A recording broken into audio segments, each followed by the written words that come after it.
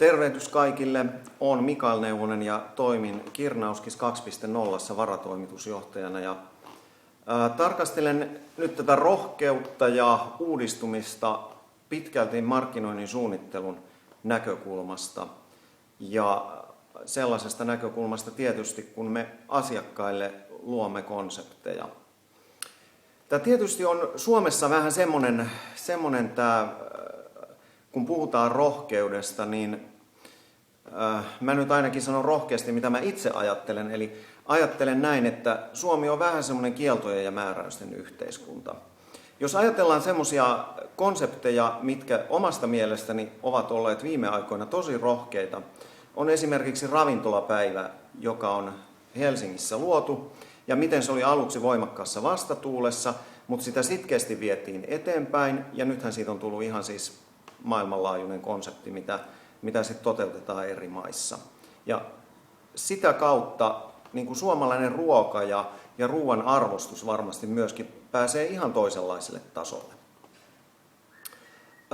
Tietysti sen niin kuin rohkeuden toinen puoli on, siellä taustalla on tosi vahvasti semmoinen niin kuin epäonnistumisen pelko.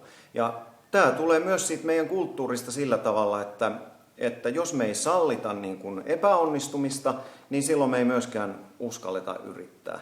Ja tämähän on kaikessa yritystoiminnassa ihan niin kuin ehdoton edellytys, että meidän on pakko vaan sallia se epäonnistuminenkin myös. Aina ei pystytä voittamaan ja aina ne asiat eivät onnistu.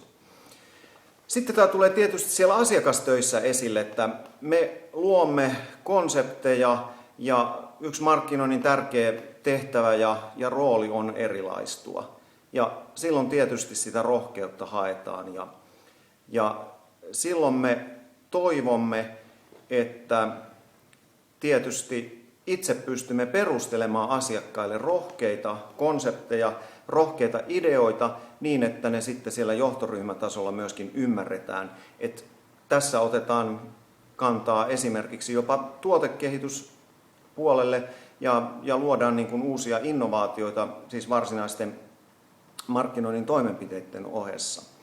Mutta oikeastaan mun pääviesti on tässä, että meidän on sallittava epäonnistumista, muuten me ei uskalleta tai muuten me ei pystytä olemaan rohkeita ja luomaan uutta.